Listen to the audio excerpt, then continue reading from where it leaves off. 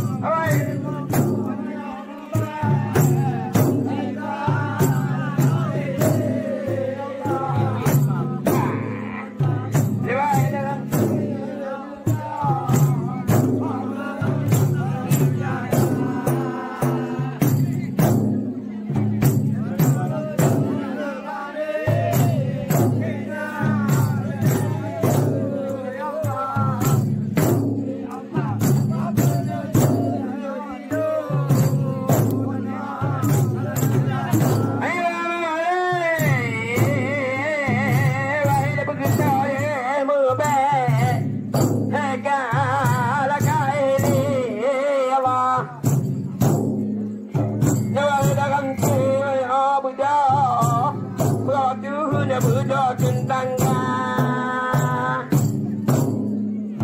Jadi kamu ucap dengan babi ini babi negeriu ya bah.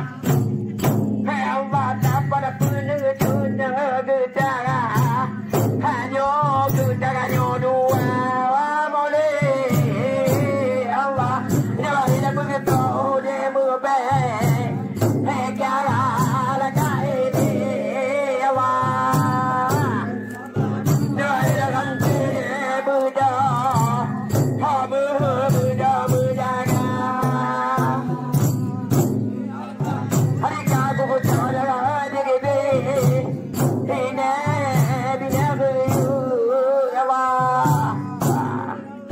dapat menuju negara hanya gedanya dua boleh Allah hidup berdoa baik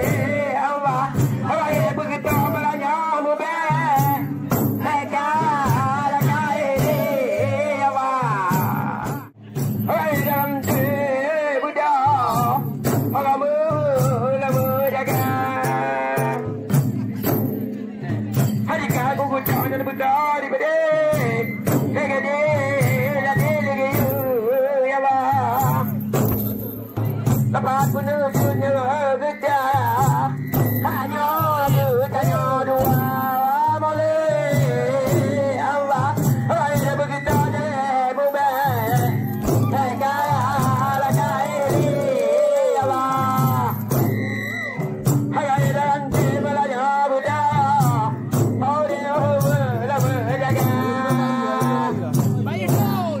jangan gedara hanya gedanya dua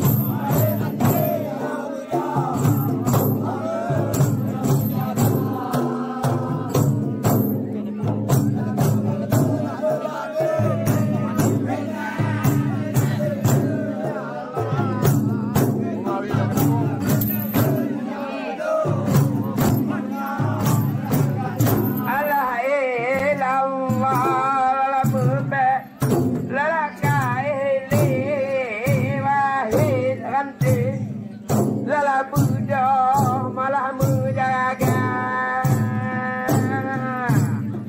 lala babi malah mengguyur tak pada pun lala dilun malah negara lala lala lala mube lala kain wahid ranting lala Buddha malah menjaga